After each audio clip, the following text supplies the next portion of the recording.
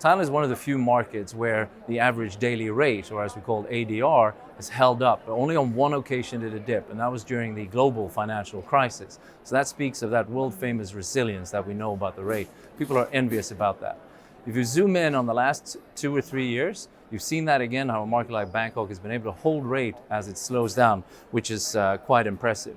Now you're also seeing most of that is happening in Bangkok because it depends on where you are in the country. In the south of Thailand, popular markets like Phuket, Krabi, Samui, Khao Lak, there we've seen double-digit negative growth in performance called RevPAR, revenue per available room. And it's been the same in Chiang Mai at the top of the country where there's also 9-10%.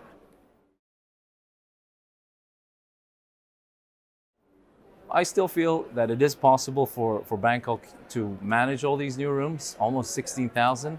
It depends on how you're set up.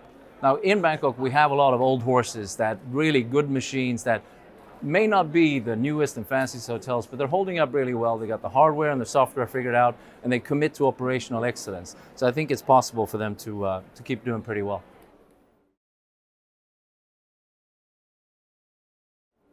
The key word for this year in 2020 is that there is a bit of a rebound. I think Bangkok's going to do a RevPAR increase about 2.2%. But overall, Thailand and Bangkok remains really interesting for investors and owners and developers. People with money still want to get in on this capital-intensive industry and do it in Thailand. It is a market that people want to get in on, and that continues to be the case. It's also more competitive than it ever been before. You see Vietnam, Cambodia, and the rest of ASEAN are investing millions into tourism, so it's going to be tighter moving forward. So you need to really put up with infrastructure and make sure you follow what's going on. And lastly, sustainability is no longer just a buzzword. It needs to happen from the start of the development phase all the way through down to operational items. And I think Thailand can lead the way. Because the main point here is Thailand can lead, like they've been doing for 50 years in tourism, and not follow. To really make sure that sustainability is tied in, because it starts with the people. And that's why people travel to this wonderful country. It's the people that is the base.